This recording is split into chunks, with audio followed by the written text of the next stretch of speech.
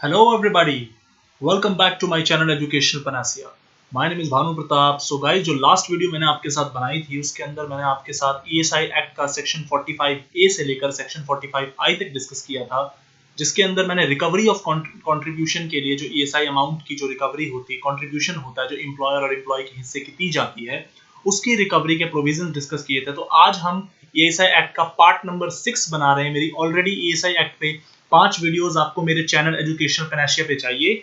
वहां पे ऊपर आपको प्लेलिस्ट मिलेगी और प्लेलिस्ट पे क्लिक करेंगे तो आपको लेबर एंड इंडस्ट्रियल लॉज की प्लेलिस्ट मिलेगी, जहां पे आपको 51 वीडियोस मेरी मिल जाएगी, जिसमें आपको ESI की 5 वीडियोस मिलेंगी. और आज ये इसको डालने के बाद छठी वीडियो हो जाएगी. और मैंने बताया था आपको कि मैं ESI पे 9 वीडियोस का पूरा सेशन बनाऊंगा, जिसमें मैं इंटायर कानून कवर करूंगा. इसके अलावा मेरी कोड ऑन वेजेस 2019 पे लेटेस्ट वीडियो 6 वीडियो की सीरीज है, आपको वहां पे मिल जाएगी. Industrial dispute, factories act, minimum wages act, gratuity act, payment of wages act, आपको इंडस्ट्रियल स्टैंडिंग ऑर्डर, ये सारी वीडियोस मिल जाएगी. फैक्ट्रीज एक्ट के ऊपर मैंने 14 वीडियो का सेशन बनाया था. तो ये सारी वीडियोस आपको एक साथ ही एक जगह मिल जाएगी. काफी सारे लोग मुझसे पूछते हैं कि सर आपकी वीडियो का ये पार्ट नहीं मिल रहा, वो पार्ट नहीं मिल रहा. तो आई रिक्वेस्ट यू गाइस कि आप मेरे चैनल एजुकेशनल पैनाशिया पे जाइए, ऊपर आपको प्लेलिस्ट का ऑप्शन मिलेगा, वहां पे क्लिक करिए और आपको लेबर एंड इंडस्ट्रियल लॉज की प्लेलिस्ट दिखेगी. आप उसमें देखिए, आपको इंटायर लेबर लॉ के जितने कानून है, 51 वीडियोस है गाइस. और ऑलमोस्ट अगर मैं कंटेंट की बात करूं 40 घंटे के आसपास का कंटेंट है, सारा एक साथ आपको इकट्ठा मिल जाएगा. तो आज हम जो शुरू करने जा रहे हैं वो ESI एक्ट का चैप्टर नंबर 5 है, जिसमें आज हम बेनिफिट्स के ऊपर बात करेंगे कि ESI एक्ट के अंदर जो एक इंश्योर्ड पर्सन होता है और जो डिपेंडेंट होते हैं उनको किस किस किस्म का बेनिफिट मिलता है. तो आज हम सेक्शन 46 से लेकर सेक्शन 54 तक डिस्कस करेंगे, विच इज चैप्टर नंबर 5. तो बिना ही देरी के काम शुरू करते हैं. सेक्शन 46 बेनिफिट्स के बारे में बात करता है. देखिए, किसी भी एक इंश्योर्ड पर्सन को,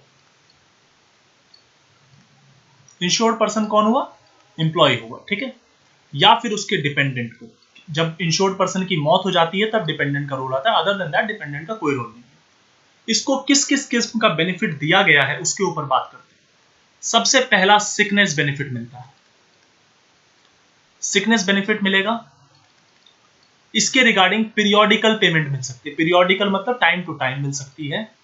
जो आप बीमार पड़ रहे हैं कंपनी के अंदर, आपको आपकी तबीयत खराब हो जाती है, आप 4 दिन 5 दिन छुट्टी पे थे, तो उसके रिगार्डिंग आपको सिकनेस बेनिफिट प्रोवाइड किया गया है, पीरियोडिकल पेमेंट है.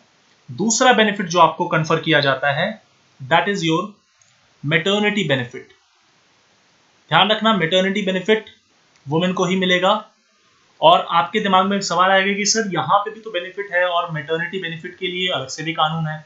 तो ये वाला जो कानून है ये 1948 में आया था. उस टाइम तक मैटरनिटी बेनिफिट पे एक्सक्लूसिव को लॉ नहीं था. और अगर आप मैटरनिटी बेनिफिट का कानून देखेंगे तो वो 60s में आया है. तो इसके 12-13 साल बाद वो कानून आया है. तो इसीलिए मैटरनिटी बेनिफिट का हल्का जिक्र मिलेगा. मगर वो वाला जो कानून है मैटरनिटी बेनिफिट एक्ट, उसमें आपको डिटेल्ड व्यू मिल जाएगा मैटरनिटी बेनिफिट के बारे में.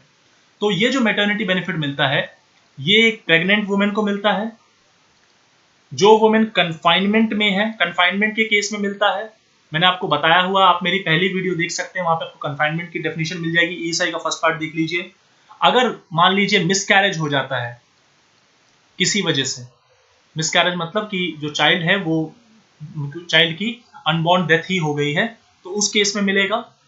उसके बाद जो अगला बेनिफिट मिलता है that benefit is your disablement benefit.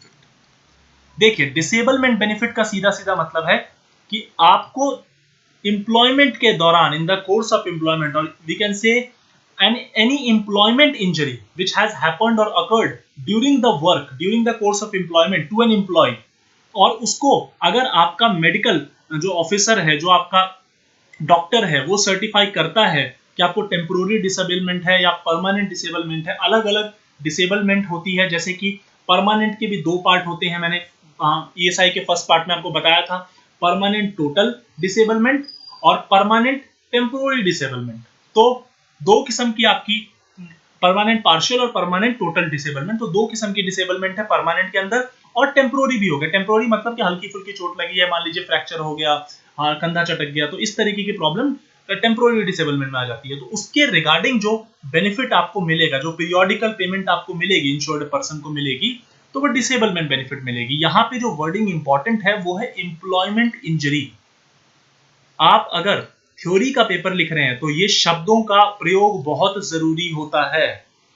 अगला, डिपेंडेंट बेनिफिट।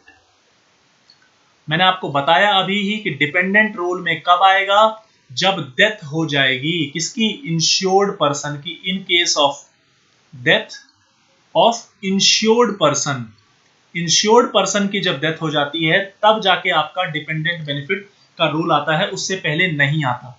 कितना कंपेंसेशन देना है, क्या अमाउंट मिलेगा, वो डिपेंडेंट को मिलेगा। और डिपेंडेंट की डेफिनेशन कहां लिखी हुई है सर? तो डिपेंडेंट की डेफिनेशन मैंने आपको पार्ट 1 ऑफ द ईएसआई में बताई। बहुत लंबी डेफिनेशन थी, एक एक पॉइंट बताया था मैंने आपको, तो प्लीज मेरी ईएसआई की पार्ट 1 देख लीजिए ताकि आपको कंटेक्स्ट अच्छे से क्लियर रहे। उसके बाद medical benefit. Medical benefit, medical treatment के लिए ये ईएसआई हॉस्पिटल्स जो है ना आपके, जहां पे आप अपना इलाज करा सकते हैं, अगर आप ईएसआई के कार्ड के होल्डर हैं तो आप अपना इलाज करा सकते हैं वहां पे, तो उसके लिए जो बेनिफिट आपको मिलता है that is your medical benefit, medical treatment के लिए। चलिए साहब, अगला benefit, funeral expense. Funeral, insured person की साहब डेथ हो गई तो किसको पैसा दिया जाएगा ये ध्यान रखना। Eldest surviving member of the family. Family की डेफिनेशन भी आपके पास मैंने पार्ट 1 में बना रखी है। जो भी एल्डेस्ट सर्वाइविंग मेंबर होगा, तो जो भी फ्यूनरल का एक्सपेंस है, मान लीजिए जलाने वलाने का, वहां पे हम ले गए पंडित वगैरह का खर्चा, 5,000 के आसपास आप एस्टिमेट लगा लीजिए, ये पैसा आपको मिलता है 5,000 के आसपास। वर्कमैन कंपेंसेशन में इवन की 5,000 मेंशन भी है, तो फ्यूनरल एक्सपेंस आपको मिल जाता है। इसके रिगार्डिंग अब ये जो मैंने आपको बेनिफिट बताए हैं, ये बेनिफिट का पेमेंट कब होगा, कितना होगा, उसके रिगार्डिंग आपको मैंने पहले ही बताया था कि ईएसआई के रूल्स एंड रेगुलेशंस भी हैं। तो ईएसआई का जो रेगुलेशन नंबर 52 है, स्पेसिफिकली मैं 52 की बात कर रहा हूं, तो रेगुलेशन नंबर 52 बात करता है कि इसकी पेमेंट कब करी जाएगी। तो मैं उन पे आता हूं। देखिए, अगर मान लीजिए सिकनेस बेनिफिट है तो not later then 7 days.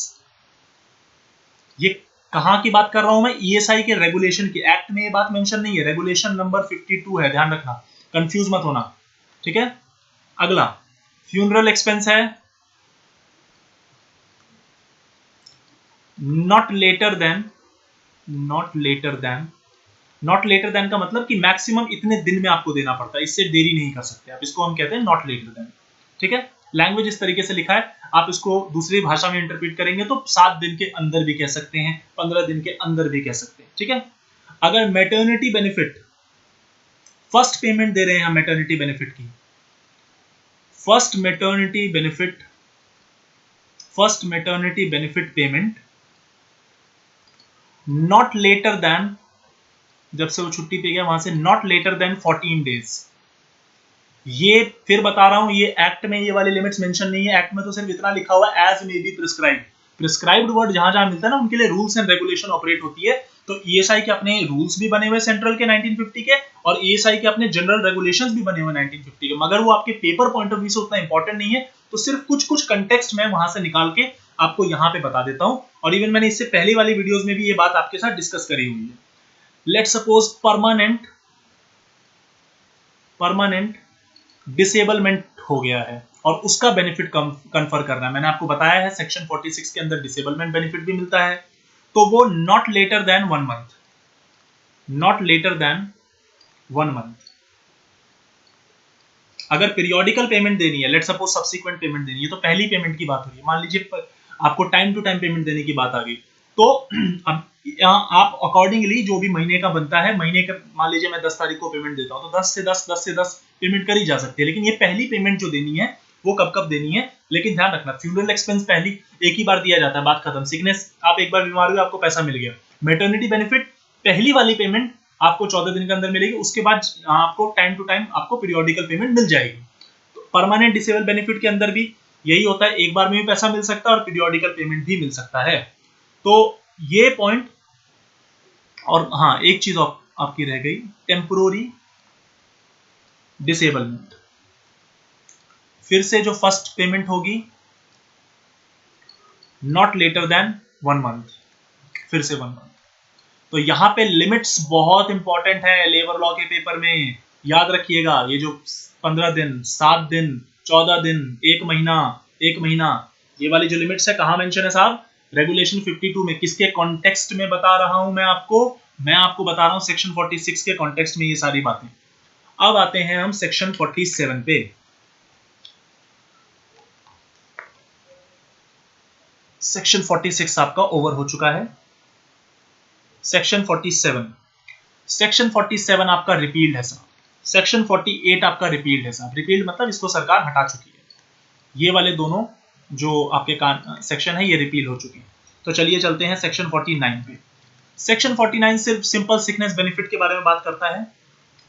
Sickness benefit के बारे में बात करता है कि सिकनेस बेनिफिट का क्लेम कितना मिलेगा या क्वालिफाई कौन कौन करेगा। क्वालिफाई मतलब कि कौन कौन इस बेनिफिट को लेने के लिए एलिजिबल है, या किस रेट पे मिलेगा, कितने पीरियड पे मिलेगा, ये कौन डिसाइड करेगा साहब? सेंट्रल गवर्नमेंट डिसाइड करेगी। इसका मतलब कि आपको सिकनेस बेनिफिट कितना मिलेगा और कौन सा ऐसा बंदा है जिसको सिकनेस बेनिफिट मिलेगा, तो ये कैसे डिसाइड करोगे आप? ये सेंट्रल गवर्नमेंट के हाथ में छोड़ दीजिए। सेक्शन 49, 47, 48 रिपील हो चुका है, तो इसलिए मैंने स्क्रीन पे आपके साथ वो चीज लिख दी है। अब चलते हैं सेक्शन 50 पे। Section 50 talks about maternity benefit. Maternity benefit, इसकी क्या कंडीशन होगी इसके क्लेम लेने की, क्या रेट होगा, कितना पैसा मिलेगा, मतलब किस पर्टिकुलर रेट पे मिलेगा, कितने पीरियड पे मिलेगा, कौन डिसाइड करेगा? सेंट्रल गवर्नमेंट डिसाइड करेगी। ध्यान रखना। आपको एक इंटरेस्टिंग पॉइंट यहां पे मेंशन करा देता हूं मैं कि आपने ना देखा होगा कि और जो मिनिमम वेजेस और पेमेंट ऑफ वेजेस जैसे कानून है, वहां पे सेंट्रल गवर्नमेंट वर्ड बार बार इस्तेमाल नहीं होता, वहां पे आपको अप्रोप्रिएट गवर्नमेंट वर्ड बार बार इस्तेमाल होता है। मगर ये वाला जो कानून है ना, हालांकि अप्रोप्रिएट गवर्नमेंट का जिक्र यहाँ पे भी किया हुआ है डेफिनेशंस के अंदर, मगर ये वाला जो कानून है यहाँ पे सेंट्रल गवर्नमेंट का जो जिक्र है वो कंटिन्यूअस है, क्योंकि ये जो कानून, ये जो ESI का पूरा मैकेनिज्म है, ये पूरा सेंट्रल गवर्नमेंट बेस्ड ही है, इसीलिए यहाँ पे सेंट्रल गवर्नमेंट का ही बार बार जिक्र होता है।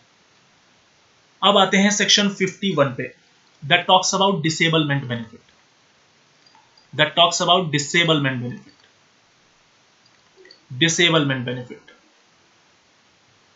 ये कहता है कि अगर किसी बंदे को टेम्पोररी डिसेबलमेंट हो गई है, कितनी? Temporary disablement. ड्यूरिंग रखना कि टेम्पोररी डिसेबलमेंट कैसे होती है, तो साहब एम्प्लॉयमेंट इंजरी से होती है। एम्प्लॉयमेंट इंजरी का कोई अलग से मतलब नहीं है। During the course of employment, नौकरी करने के दौरान, कंपनी की तरफ आते हुए, कंपनी की तरफ जाते हुए, कंपनी के काम से निकले हैं, फैक्ट्री में ही काम कर रहे हैं, एस्टैब्लिशमेंट में काम करने के दौरान कुछ हो गया, तो उस दौरान आपको अगर किसी किस्म की इंजरी होती है तो उसके लिए आपको जो पीरियोडिकल पेमेंट मिलेगा, रेट वही फिर से सेंट्रल गवर्नमेंट डिसाइड करेगी, लेकिन वो चीज कहलाती है आपकी डिसेबलमेंट बेनिफिट। तो उसके अंदर जो टेम्पोररी डिसेबलमेंट है, इसमें ध्यान रखना कम से कम 3 दिन का डिसेबलमेंट होना चाहिए, एटलीस्ट 3 डेज। अब ये लॉजिक क्यों है, मैं आपका इसका कॉन्सेप्ट समझाता हूं। भाई आपको ऐसी चोट लगी कि 2 दिन में ठीक हो गए, एकदम बढ़िया, तो आपको किस चीज का बेनिफिट दें हम? 2 दिन में आप ठीक हो गए। तो इसीलिए यहां पे लॉ की लैंग्वेज भी वैसी लिखी है कि a person who sustains temporary disablement for not less than 3 days. और ध्यान रखना यहां पे एक और छोटी सी मैट डाली है, excluding the day of accident. इसका मतलब जिस दिन चोट लगी है उसको कैलकुलेट नहीं करेंगे साहब। इसका मतलब कैलकुलेशन कैसे है बता देता हूं। लेट सपोज आज तारीख है 26 अप्रैल जब मैं ये वीडियो बना रहा हूं। 26 अप्रैल को मेरा एक्सीडेंट हुआ, तो क्या मैं इस दिन को कैलकुलेट करूंगा? नहीं करूंगा। 3 दिन कहां से? 27, 28, 29। तो अगर मैं इन 3 दिन मैं डिसेबल रहा, मेरे को इंजरी रही, मेरे को चोट रही और मैं काम नहीं कर पा रहा हूं, तब मुझे जो बेनिफिट है डिसेबलमेंट का वो मुझे मिलेगा। कितना मिलेगा, कितने पीरियड पे मिलेगा, ये सब सेंट्रल गवर्नमेंट का काम है। मगर ये लेने के लिए मुझे ये जो टेम्पोररी वाला जो कॉन्सेप्ट है वो 3 दिन पूरे करने पड़ेंगे। इससे कम में ठीक हो गया तो कोई बेनिफिट नहीं मिलता। इसका अगला पार्ट, लेट सपोज ऐसी डिसेबलमेंट बेनिफिट में कि अगर परमानेंट मेरे को इंजरी हो गई। परमानेंट 2 किस्म की होती है, बताया हुआ है मैंने आपको, टोटल और पार्शियल। टोटल और पार्शियल क्या होती है, आप मेरी वीडियो नंबर 1 देखें ESI एक्ट के ऊपर, एक एक छोटी छोटी माइन्यूट डिटेल तक मैंने कवर करी हुई है। तो इस केस में भी पीरियोडिकल पेमेंट मिलती है। हालांकि ये बात मैं आपके साथ अभी सेक्शन 46 के अंदर भी कर चुका हूं। पीरियोडिकल पेमेंट का रेट क्या होगा, कितने पीरियड्स पे मिलेगी, मतलब 15-15 दिन पे मिलेगी, 30 दिन पे मिलेगी, कैसे मिलेगी, सेंट्रल गवर्नमेंट विल डिसाइड। ठीक है, तो ये आपका सेक्शन 51 खत्म हो गया। अब चलते हैं हम सेक्शन 52 की तरफ, सेक्शन 51A की तरफ। सेक्शन 51A ये एक तरीके की प्रिजम्पशन ले रहा है। सेक्शन 51A जो है ये एक तरीके की प्रिजम्पशन ले रहा है। प्रिजम्पशन क्या होती है, जो चीज लॉ पहले से एज्यूम कर लेता है। अब ये प्रिजम्पशन क्या ले रहा है कि अगर कोई accident during the course of employment हुई है, उस बंदे की, उस एम्प्लॉय की एम्प्लॉयमेंट के दौरान हुई है, तो ये माना जाएगा, इट विल बी डीम्ड कि वो वाली जो इंजरी है वो एम्प्लॉयमेंट से ही हुई है, arisen out of employment, arisen out of employment. Logic समझिए कि अगर एक्सीडेंट होता है किसी एम्प्लॉय को और उस दौरान वो नौकरी में है, उसे नौकरी से नहीं निकाला गया, तो यदि अगर कोई दूसरा सबूत नहीं है, मतलब अगर आप प्रूफ कर पाए कि साहब उसकी अपनी नेग्लिजेंस की वजह से हुआ या फिर उसने जानबूझ के अपने आप को चोट लगा, अगर आपने कोर्ट में ऐसा कोई एविडेंस प्रोड्यूस कर दिया और ये साबित कर दिया, तो उस केस में तो सिचुएशन दूसरी हो जाती है। मगर अगर आप ऐसा कुछ नहीं प्रूफ कर पा रहे या अभी तक आपने कुछ प्रूफ नहीं किया अपनी तरफ से, तो लॉ ये प्रिज्यूम और एज्यूम कर लेता है पहले से कि अगर वो नौकरी में है, if that person is particular employ is in that employment, then it shall be deemed, then it shall be presumed कि वो जो एक्सीडेंट हुआ है, that accident has arisen out of employment, that accident has arisen out of employment. ये है आपका 51A। अब चलते हैं 51B की तरफ। सेक्शन 51B, सेक्शन 51B कहता है accidents happening while acting in breach of regulation, breach of regulation। अब ये थोड़ा सा अजीब सेक्शन आपको लगेगा। ब्रीच मतलब होता है वॉयलेट करना, ठीक है, तोड़ना, हिंदी में बोले तो जैसे कानून तोड़ना हुआ तो आपने ब्रीच किया, लॉ को तोड़ा, या कॉन्ट्रैक्ट आपने नहीं माना तो आपने कॉन्ट्रैक्ट का ब्रीच किया, तो that is called breach of regulation. अब ये क्या कह रहा है उसको समझिए। देखिए, यदि एक एम्प्लॉय एम्प्लॉयमेंट में है और उस केस में कोई एक्सीडेंट हो जाता है, ध्यान रखना, एम्प्लॉय अभी एम्प्लॉयमेंट में है, एम्प्लॉयमेंट अभी सबसिस्ट करती है, सबसिस्ट मतलब अभी एग्जिस्ट कर रही है, और उस दौरान कोई एक्सीडेंट हो जाता है, और जो वो एक्सीडेंट हुआ है वो एक्सीडेंट उस बंदे के ब्रीच ऑफ रेगुलेशन की वजह से हुआ है। ब्रीच ऑफ रेगुलेशन मतलब कि उसने कोई नियम तोड़ा, मान लीजिए फैक्ट्री का, और उस वजह से एक्सीडेंट हो गया, तो भी उस केस में लॉ यही मानेगा कि वो एक्सीडेंट आपका किस लिए हुआ है, वो during the course of employment ही हुआ है। मतलब कि आप अगर गलती करते भी हैं तो भी वो लॉ यही मानता है कि वो during the course of employment हुआ है, मगर दो शर्तें यहां पे जरूरी है। पहली शर्त कि वो एक्सीडेंट जो हुआ है, अगर वो नियम को नहीं तोड़ता, अगर मैं इसको आपको लॉजिक समझा देता हूं कि अगर वो नियम नहीं भी तोड़ता तो भी उस केस में वो जो एम्प्लॉयर है वो लायबल होता उस बंदे को डिसेबलमेंट बेनिफिट देने के लिए। तो उस केस में अगर उसने नियम तोड़ भी दिया तो जो लायबिलिटी है वो एम्प्लॉयर पे बेनिफिट देने की, कौन से बेनिफिट देने की, डिसेबलमेंट के बेनिफिट देने की बनी रहेगी। दूसरी चीज, वो जो नियम उसने तोड़ा वो उसने एम्प्लॉयर के बिजनेस के पर्पस से ही तोड़ा था, एम्प्लॉयर के बिजनेस के पर्पस से ही तोड़ा था, बिजनेस के पर्पस से ही तोड़ा था। अब मैं आपको इसका एक एग्जांपल दे देता हूं।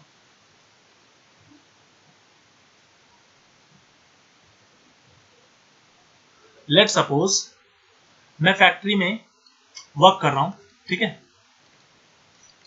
और मेरे को नींद आ गई फैक्ट्री में, मैं थोड़ा सा स्लीपी स्लीपी सा फील कर रहा हूं, और स्लीपी स्लीपी सा फील करने की वजह से मेरी एक उंगली ना मशीन के नीचे आ गई, जिससे मेरा जो एक फिंगर है वो फिंगर मेरा कट हो गया, मेरी एक उंगली कट गई, मेरे को नींद आ गई। अब नींद आना तो देखो कोई भी किसी भी फैक्ट्री के अंदर ये तो कहीं लिखा नहीं होता कि आप सो मतलब आपको सोना है, सो तो आप सकते नहीं फैक्ट्री के अंदर, तो आपने एक तरीके से आप सोए क्यों, तो नींद आ गई। मगर अगर आपको नींद नहीं भी आई होती और अगर आपकी फिंगर कट गई होती तो एम्प्लॉयर लायबल होता, तो नींद आने की बाद भी एम्प्लॉयर ही लायबल होगा, पॉइंट नंबर 1। दूसरा, आप जिस टाइम आपका एक्सीडेंट हुआ, जिस टाइम आपको झपकी लगी और आपका फटाक से उंगली गई और आपकी मशीन से उंगली कट गई, तो जिस टाइम पे आपकी उंगली कटी उस टाइम पे आप एम्प्लॉयर का ही काम कर रहे थे, उसी के बिजनेस के कनेक्शन में कुछ काम कर रहे थे, उसी की फैक्ट्री में काम कर रहे थे, उसी की स्टैब्लिशमेंट में काम कर रहे थे, तो उस केस में एम्प्लॉयर की जो लायबिलिटी है वो बनी रहेगी और ये माना जाएगा, and that particular accident shall be deemed to arise out of and in the course of employee's employment, कि इसका मतलब ये माना जाएगा कि उस एम्प्लॉय की एम्प्लॉयमेंट में ही वो चीज हैपन हुई है, तो जो लायबिलिटी है वो बनी रहेगी। तो ये 51B की कुछ शर्तें थी। अब आते हैं हम 51C पे। Section 51C, accident happening while traveling, accidents happening while traveling in employer's transport। भाई फैक्ट्री की बस मिली हुई है, ठीक है, अब मान लीजिए कोई एक्सीडेंट होता है तो ये माना जाएगा उस केस में कि अगर एम्प्लॉयर ने परमिशन अपनी दे रखी है, एम्प्लॉयर ने परमिशन दे रखी है उस पर्टिकुलर ट्रांसपोर्ट से ट्रैवल करने की, और आप उससे ट्रैवल करते हैं और उसके दौरान आपको किसी भी किस्म का एक्सीडेंट हो जाता है, गाड़ी किसकी है, ट्रांसपोर्ट किसका है, वो है एम्प्लॉयर का। ध्यान रखना इसमें दो चीजें और आती हैं, वेसल भी आता है, वेसल मतलब कोई शिप वगैरह है तो वो भी आती है, और एयरक्राफ्ट भी इसके अंदर आता है। तो इसका मतलब मैंने वाटर ट्रांसपोर्ट भी कवर कर दिया, मैंने एयर ट्रांसपोर्ट भी कवर कर दिया, और लैंड का ट्रांसपोर्ट तो है ही, बस है, कार हो गई, तो ये सारा तो उसके अंदर ऑलरेडी कवर्ड है। तो अगर आप एम्प्लॉयर की परमिशन से उस ट्रांसपोर्ट में ट्रेवल कर रहे हैं और उसके दौरान आपको किसी भी किस्म का एक्सीडेंट हो जाता है, तो लॉ ये एज्यूम करेगा कि वो एक्सीडेंट आपके एम्प्लॉयमेंट के दौरान ही हुआ है। इसका मतलब जो लायबिलिटी बनेगी कल को डिसेबलमेंट बेनिफिट की, कल को आपको किसी भी किस्म का एम्प्लॉयमेंट इंजरी हो जाता है तो उस केस में जो लायबिलिटी बनेगी उस एम्प्लॉयर के सर पे वो लायबिलिटी बनी रहेगी। मगर इसके लिए ये बहुत जरूरी है कि वो जो एक्सीडेंट हुआ है वो एक्सीडेंट एम्प्लॉयर, वो जो ट्रांसपोर्ट है वो एम्प्लॉयर ऑपरेट कर रहा हो या फिर एम्प्लॉयर के बिहाफ पे कोई ऑपरेट कर रहा हो, एम्प्लॉयर के बिहाफ पे कोई ऑपरेट कर रहा हो, ये बड़ा जरूरी है, क्योंकि आपने अगर परमिशन लिया है तो वो एम्प्लॉयर ही चला रहा हो या फिर एम्प्लॉयर ने किसी को चलाने की परमिशन दे रखी है। दूसरी चीज कि वो पब्लिक ट्रांसपोर्ट नहीं होना चाहिए। आप डीटीसी की बस में ट्रैवल कर रहे हैं और ये नहीं कह सकते अरे साहब ये तो एम्प्लॉयर की बस है, क्योंकि मैं तो सरकारी नौकरी में हूं और मैं डीटीसी की बस में ट्रैवल कर रहा हूं तो एम्प्लॉयर की बस है। नो, वो जो व्हीकल है वो ऑर्डिनरी कोर्स में पब्लिक ट्रांसपोर्ट के लिए इस्तेमाल नहीं होना चाहिए। अगर वो हो रहा है तो वो उस केस में एम्प्लॉयर्स ट्रांसपोर्ट नहीं कहलाएगा साहब, ये चीज ध्यान रखना। तो 51C क्लियरली यही कह रहा है कि अगर आपका एक्सीडेंट होता है और कैसे होता है, आप ट्रांसपोर्ट में ट्रैवल कर रहे थे तो उस केस में क्या सीन बनेगा। अगला 51D, इसको मैं एक साथ आपको रिवाइज करा के अभी 51 के ABCDE जो है वो आपको एक साथ कंपाइल करा के बता दूंगा। 51D, accident happening while meeting emergency. इसका मैं आपको एक एग्जांपल देता हूं, लेटेस्ट 2018 में ये केस हुआ था और मैं इसी में एक कहानी बना के आपको समझा देता हूं। दिल्ली के अंदर एक होटल, अर्पित पैलेस नाम का एक होटल था, चलिए नाम नहीं लेते हैं, एक होटल था दिल्ली के अंदर जिसमें फायर लग गई थी, ठीक है। अब आग लग जाने की वजह से हुआ क्या, लेट सपोज कि ऊपर एक एम्प्लॉय था, ठीक है, और 4-5 टूरिस्ट फंसे हुए थे अपने रूम में। ये एम्प्लॉय इन 4-5 टूरिस्ट को निकालने के लिए भागा और इसके दौरान इसको 40% बर्न हो गया। 40% बर्न हो गया मतलब इसका जो स्किन है वो 40% या 20% जल गई। तो क्या ये डिसेबलमेंट बेनिफिट के लिए एलिजिबल है? बिल्कुल है, क्योंकि ये जो एक्सीडेंट हुआ है वो इमरजेंसी के दौरान हुआ है, पॉइंट नंबर 1। और वो जो इमरजेंसी के दौरान उसने स्टेप लिया है वो क्यों लिया है उसका पर्पस डिफाइन कर देता हूं मैं। 51D के अंदर पर्पस भी डिफाइंड है, ये डी लगाना मैं भूल गया। 51D के अंदर पर्पस भी डिफाइंड है, बताता हूं। सबसे पहला, टू प्रोटेक्ट पर्संस, दूसरा, to minimize damage to property. तीसरा, टू रेस्क्यू पर्सन्स। लॉजिक को समझिए, अगर आप फैक्ट्री एस्टैब्लिशमेंट के अंदर ये कर रहे हैं और इसके दौरान आपको एक्सीडेंट हैपन हो जाता है, तो लॉ ये मानेगा कि वो आपके एम्प्लॉयमेंट के दौरान एक्सीडेंट हुआ है और उस दौरान प्रीमाइसेस में आप ये पर्पस से वो काम कर रहे थे, आप वो एक्शन ले रहे थे, तो आपको कल को कोई इंजरी होती है, कोई डिसेबलमेंट होती है, चाहे वो टेम्पोररी नेचर की हो, चाहे वो परमानेंट नेचर की हो, परमानेंट में भी टोटल वाली हो या पार्शियल वाली हो, आपको आपका बेनिफिट मिलेगा ही मिलेगा। That is 51D। Now coming upon 51E। Section 51E, accident happening while commuting to the place of work and vice versa। सीधा सा मैं आपको एक छोटा सा एग्जांपल दे देता हूं।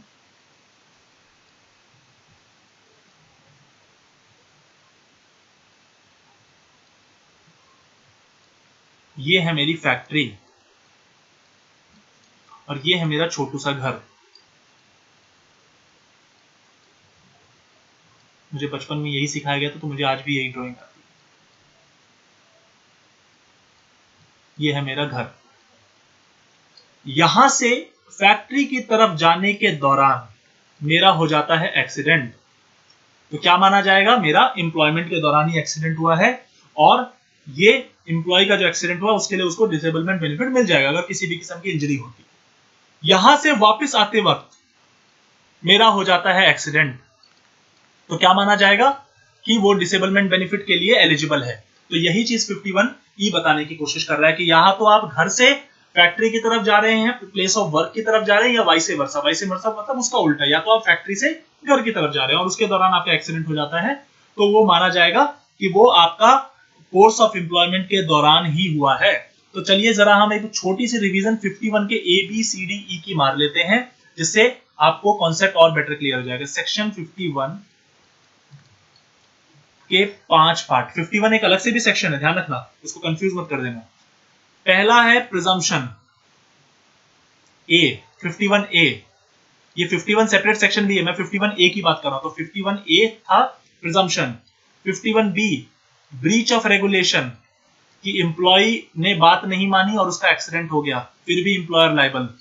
तीसरा, एम्प्लॉयर्स ट्रांसपोर्ट में ट्रेवल कर रहे हो साहब आप, एम्प्लॉयर्स ट्रांसपोर्ट में ट्रेवल कर रहे हो आप। चौथा, इमरजेंसी में एक्सीडेंट हो गया साहब आपका, आप प्रॉपर्टी बचाना चाहते थे, किसी को बचा रहे थे फैक्ट्री के अंदर, फैक्ट्री के प्रीमाइसेस में। पांचवा, आप कम्यूट कर रहे हो to the place of work and vice versa, आप घर से फैक्ट्री जा रहे हो या तो फैक्ट्री से घर जा रहे हो, उसके दौरान एक्सीडेंट हो गया। तो ये 51 के ABCDE किसके रिगार्डिंग बात करते हैं? एक्सीडेंट के रिगार्डिंग। एक्सीडेंट में भी कौन सा? अराइजिंग आउट ऑफ एम्प्लॉयमेंट, ये कॉन्सेप्ट ध्यान रखना। तो A for presumption, B for breach of regulation, C for employer का ट्रांसपोर्ट यूज कर रहा है, उसके दौरान एक्सीडेंट हुआ, D फॉर इमरजेंसी आ गई साहब, और E कहता है commute to the place of work and vice versa. तो 51 ABCDE आपका अच्छे से क्लियर हो गया होगा, आई होप। अब चलते हैं हम 51 तो हो गया, 52 पे। ये कॉन्सेप्ट छोटे छोटे हैं मगर पेपर के पॉइंट ऑफ व्यू से बहुत इंपॉर्टेंट हो जाते हैं, इसलिए मैं इन पे फोकस थोड़ा ज्यादा बढ़ाया है। अगला है 52 डिपेंडेंट्स बेनिफिट। डिपेंडेंट्स बेनिफिट, देखिए डिपेंडेंट का रोल कब आता है? जब इंश्योर्ड पर्सन की डेथ हो जाती है, व्हेन इंश्योर्ड पर्सन डाइज, तो ये रोल तो तभी आता है। तो इसमें दो चीजें, जब एक इंश्योर्ड पर्सन मरता है तो बेनिफिट पीरियोडिकल पेमेंट की फॉर्म में दी जाती है। कितनी दी जाएगी, का क्या रेट होगा, क्या पीरियड होगा, सेंट्रल गवर्नमेंट डिसाइड करती है, मगर पीरियोडिकल पेमेंट की फॉर्म में दी जाती है। तो अब इसमें एक इंटरेस्टिंग पॉइंट बताता हूं। पहली प्रेफरेंस और दूसरी प्रेफरेंस की बात है। अब वो पहली प्रेफरेंस और दूसरी प्रेफरेंस क्या है, मैं आपको वो समझा देता हूं, क्योंकि वो आपको कंफ्यूज कर सकता है बहुत ज्यादा। पहली प्रेफरेंस और दूसरी प्रेफरेंस ये है कि सेक्शन 26A ये डिपेंडेंट की डेफिनेशन थी। अगर आपने मेरी पार्ट 1 देखी होगी ईएसआई एक्ट पे, तो डिपेंडेंट की डेफिनेशन है, उसके पॉइंट नंबर 1 में विडो आती है, सन आता है, लेजिटिमेट और एडॉप्टेड दोनों चलता है, एडॉप्टेड और लेजिटिमेट दोनों चलता है, डॉटर आती है, अनमैरिड, मैरिड होगा तो हस्बैंड आ जाता है ना, उसका हस्बैंड रोल में आ जाता है, इसीलिए डॉटर, लेजिटिमेट चलेगी, एडॉप्टेड चलेगी। ठीक है, सन और डॉटर जिनकी एज अभी तक 25 साल नहीं हुई है, नॉट अटेन्ड 25 साल। ठीक है, ये हमारे सबसे पहले प्रेफरेंस में ऊपर आने वाले डिपेंडेंट है।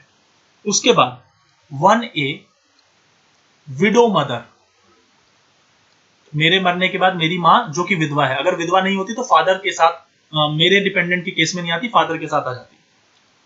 अगला कि ये सन और डॉटर, ये जो सन और डॉटर की मैंने बात करी, इन्होंने 25 साल की उम्र तो अटेन कर ली है, मगर ये इनफर्म है, ये मुझ पे डिपेंड कर रहे हैं, ये खुद से नहीं कमा खा सकते हैं। ठीक है, तो उस केस में अगर मान लीजिए, अब मैं आता हूं सेक्शन 52 पे दोबारा, सेक्शन 52 पे दोबारा, अभी तो मैं सेक्शन 26A की बात कर रहा था। तो उस केस में जो पीरियोडिकल पेमेंट है, जिसे जो आपका डिपेंडेंट बेनिफिट है, वो इनको जाएगा पहले। क्या बोला मैंने सेक्शन 52 में कि पहले इनको जाएगा, जो प्रायोरिटी होगी वो इनमें से जो अवेलेबल होंगे उनको मिलेगा। और अब 52 के मैं आता हूं दूसरे पार्ट पे, ये तो 52 का पार्ट नंबर 1 है कि अगर मान लीजिए कल को इंश्योर्ड पर्सन की मौत हो जाती है, तो उस केस में सेक्शन 52 कहता है डिपेंडेंट बेनिफिट। डिपेंडेंट का रोल ही तब आता है जब इंश्योर्ड की मौत हो जाए। तो जब इंश्योर्ड मर जाता है, तो जो पहली प्रेफरेंस होगी डिपेंडेंट बेनिफिट लेने के लिए, वो ये जो सेक्शन 26A जो डिपेंडेंट बेनिफिट को डिफाइन करता है, उसके अंदर जो ऊपर मैंने लोग लिखे आपके सामने स्क्रीन पे दिख रहे हैं, इनको पहले मिलेगा पैसा। और अब आता हूं 52 के सेकंड पार्ट पे। लेट सपोज ये लोग नहीं है, अगर ये लोग नहीं है, नॉट अवेलेबल, अगर इनमें से कोई भी जिंदा नहीं है या फिर है ही नहीं, तो उस केस में अब जो बचे हुए लोग हैं, सेक्शन 26 से, अगर मेरी डिपेंडेंट के डेफिनेशन की वीडियो आपने नहीं देखी, प्लीज पार्ट 1 ईएसआई एक्ट में जाइए, वहां पे आपको डेफिनेशन मिल जाएगी। उसमें जो बचे हुए, क्योंकि लंबी लिस्ट है इसलिए मैं दोबारा नहीं करा रहा, उसमें जो अब जो इनके अलावा जो डिपेंडेंट के डेफिनेशन में बचे हैं, तो उनको प्रेफर किया जाएगा। लेकिन कब उनको प्रेफर किया जाएगा? जब ऊपर जो स्क्रीन पे आपको 3 दिख रहे हैं, ये जो 3 कैटेगरी, इनमें से कोई व्यक्ति मौजूद ना हो, तो ये चीज आपका 52 का सेकंड पार्ट कहता है। तो ये आपका सेक्शन 52 आपका क्लियर हो गया। अब चलते हैं सेक्शन 52A की तरफ। Section 52A which talks about occupational disease। अब सबसे पहले आपको समझना होगा कि ऑक्यूपेशनल डिजीज क्या होता है। डिजीज मतलब होती है बीमारी, ऑक्यूपेशन मतलब होता है काम। जो बीमारी काम के दौरान हो उसको हम बोलते हैं ऑक्यूपेशनल डिजीज। अब जो ये कानून है एम्प्लॉइज स्टेट इंश्योरेंस एक्ट, इसका अगर मैं शेड्यूल 3 देखूंगा, शेड्यूल 3 देखूंगा, तो उसमें एक लंबी सी लिस्ट है जिसको हम कहते हैं लिस्ट ऑफ ऑक्यूपेशनल डिजीज। अब ये ऑक्यूपेशनल डिजीज होती कैसे, पहले वो समझा देता हूं। लेट सपोज आप बारूद की फैक्ट्री में काम करते हो, तो बारूद की डस्ट से आपको अस्थमा हो गया। आप लाइमस्टोन की फैक्ट्री में काम करते हो, तो वहां पे छोटे छोटे जो पाउडर होता है, पाउडर आपके शरीर में गया, आपको रेस्पिरेटरी की प्रॉब्लम हो गई, रेस्पिरेटरी इश्यूज हो गए। लेट सपोज आप किसी केमिकल फैक्ट्री में काम करते हो जहां पे आप रेडिएशन से एक्सपोज होते हो, तो आपको कैंसर हो गया। तो ये जो काम करने की वजह से आपको बीमारी हुई है, that is called disease which are arising out of your occupation. कि वैसे अगर आप काम नहीं करते हो तो शायद वो बीमारी आपको नहीं होती, मगर क्योंकि आप उस ऑक्यूपेशन में, उस फैक्ट्री में काम करते हो, उस एस्टैब्लिशमेंट में काम करते हो जहां पे इस किस्म का डेंजरस नेचर का वर्क होता है, तो इसीलिए उसको हम ऑक्यूपेशनल डिजीज बोलते हैं। और उसकी लिस्ट आपको ईएसआई एक्ट के 3rd शेड्यूल में मिल जाएगी। और वो क्या क्या है मैं आपको मोटा मोटा बता देता हूं।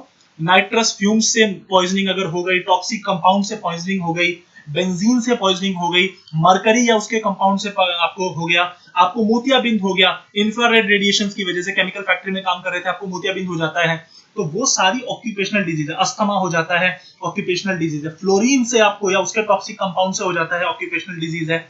नाइट्रोग्लिसरीन से हो जाता है, ऑक्यूपेशनल डिजीज है। लंग कैंसर हो जाता है आपको एस्बेस्टस से, तो जो एस्बेस्टस होते हैं ना रूफ पे जो लगती है, उनकी उससे अगर आपको बीमारी हो जाती है, लंग कैंसर ऑक्यूपेशनल डिजीज है। तो ये सारी आपकी ऑक्यूपेशनल डिजीज की लिस्ट है। तो इसी के रिगार्डिंग सेक्शन 52A कहता है कि देखिए, part A part B, part C, third schedule. कौन सा शेड्यूल? Third schedule. लिस्ट है लंबी सी, third schedule is just about list of occupational disease. इसके अंदर 3 पार्ट है और बहुत लंबी लिस्ट है। तो पार्ट ए के अंदर जो डिजीजेज मेंशन है, मैं 52A में हूं, और उसके वो डिजीज आपको हो जाती है और आप उस टाइम पे नौकरी के अंदर थे, एम्प्लॉयमेंट के अंदर थे, तो ये माना जाएगा कि आपको वो बीमारी उस ऑक्यूपेशन में रहने की वजह से ही हुई है। Point number 1। पॉइंट नंबर 2 कि यदि आप एटलीस्ट, अब पार्ट बी में आ गया, 6 मंथ तक, एटलीस्ट 6 मंथ तक उस एम्प्लॉयमेंट में थे और पार्ट बी में आपको कोई बीमारी हो जाती, पार्ट बी की लिस्ट में जो बीमारी है, मतलब बीमारी की लंबी लिस्ट है, वो 3 पार्ट में डिवाइडेड हो शेड्यूल में, part A, part B, part C. तो पार्ट ए में जो बीमारी, अगर आपको वो बीमारी हो जाती है तो उस केस में पीरियड गवर्नमेंट मेंशन करेगी, यहां पे पीरियड मेंशन नहीं है। पार्ट बी में अगर आपको बीमारी होती है तो कम से कम आपने 6 महीने वहां पे काम किया हो, तब आपको कोई बीमारी हो जाती है। या फिर पार्ट सी में आपको कोई डिजीज हो जाती है, सेंट्रल गवर्नमेंट उसका पीरियड मेंशन कर सकती है, तो उस केस में वो कहलाती है ऑक्यूपेशनल डिजीज, वो आपको कहलाएगी एक एम्प्लॉयमेंट इंजरी। क्या बोला मैंने? ये तीनों तो ऑक्यूपेशनल डिजीज के बारे में बात करता ही है, उसको माना जाएगा employment injury. Employment injury, that shall be deemed to be employment injury. ये 52A की वर्डिंग है। और एम्प्लॉयमेंट इंजरी में किसके दौरान? In the course of employment, in the course of employment.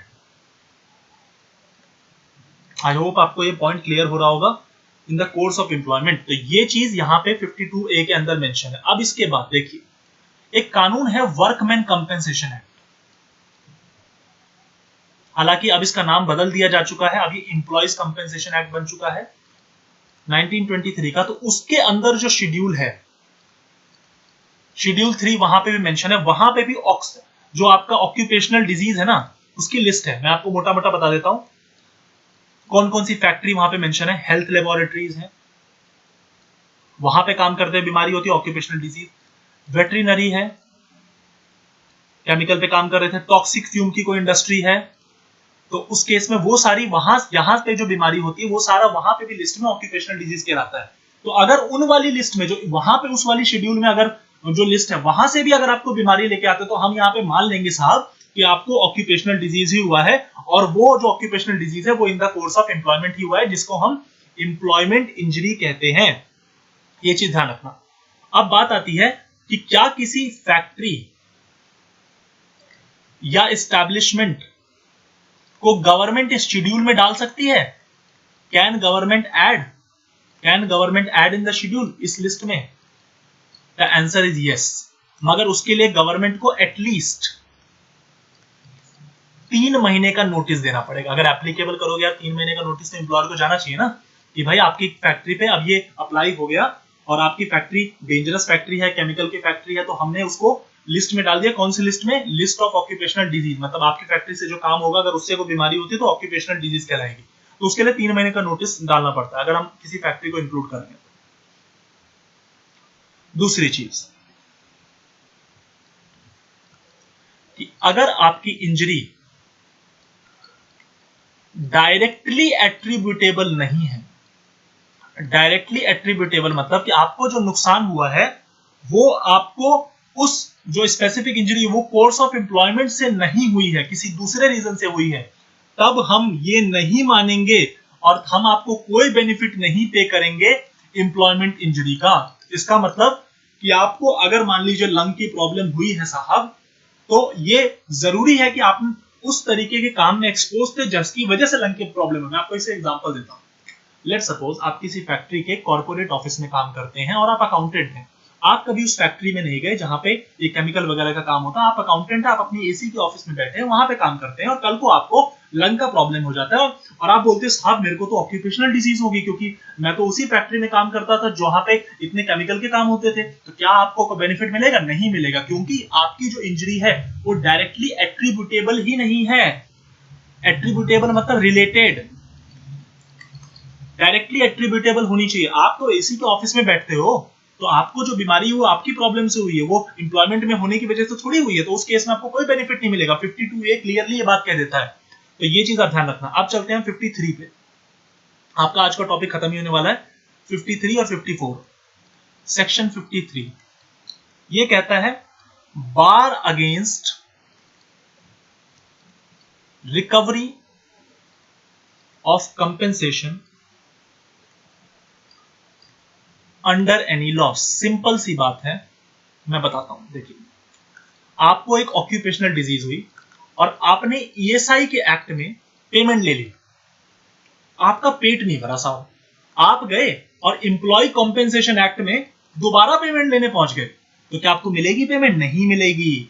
That is section 53 bar against recovery of compensation की अगर आप या अगर किसी इंश्योर्ड पर्सन ने या फिर डिपेंडेंट ने यहां पे पेमेंट रिसीव कर ली है, उसको यहां पे एम्प्लॉयमेंट इंजरी के दौरान को पैसा मिल चुका है, तो अब उसको दूसरे किसी लॉ के अंदर, चाहे वो वर्कमैन कंपेंसेशन जो आज के टाइम में एम्प्लॉय कंपेंसेशन कहलाता है, या फिर दूसरा कानून भी हो फॉर दैट मैटर, अगर वहां पे भी वो लेने गया है मान लीजिए ऑक्यूपेशनल डिजीज के नाम पे पैसा, तो क्या उसको पेमेंट मिलेगी? कोई डैमेजेस मिलेंगे? कोई रिकवरी मिलेगी? कोई कंपेंसेशन मिलेगी? नहीं मिलेगी। That is your section 53 that provides a bar for that matter, क्योंकि आप एक ही बीमारी के लिए दो जगह से दो अलग अलग कानूनों से बेनिफिट नहीं उठा सकते। Now last section of today, section 54, determination of question of disablement. Determination of question of disablement. आपकी कितनी लॉस ऑफ अर्निंग कैपेसिटी हुई? Extent of loss of earning capacity. Earning capacity point number 1, आपके accident से permanent disablement हुई है या temporary हुई है? परमानेंट हुई है तो पार्शियल हुई है या टोटल हुई है? क्या हुआ है आपके एक्सीडेंट से? किस किस्म की आपकी जो डिसेबलमेंट है, किस किस्म की डिसेबलमेंट हुई है? आपके एक्सीडेंट की वजह से कितना प्रोपोर्शन आपने अर्निंग कैपेसिटी का लूज कर लिया? ये सारे जो सवाल हैं, ये कौन डिसाइड करेगा? Who will decide these questions? आपके खुद के बोलने से तो नहीं होगा साहब। आप बोलते हो आपको फ्रैक्चर हो गया, आपने बोला मेरे को परमानेंट डिसेबलमेंट हो गया, तो क्या आपके कहने से आपको बेनिफिट मिल जाएगा? क्या आपके कहने से डिसेबलमेंट बेनिफिट मिल जाएगा? क्या आपके कहने से ये चीज साबित होगी कि हाँ आपने बोल दिया कि आप डिसेबल हो गए परमानेंट, तो आपको मिल जाएगी? नो। सेक्शन 54 कहता है इस किस्म के जो सवाल है ना, इट शैल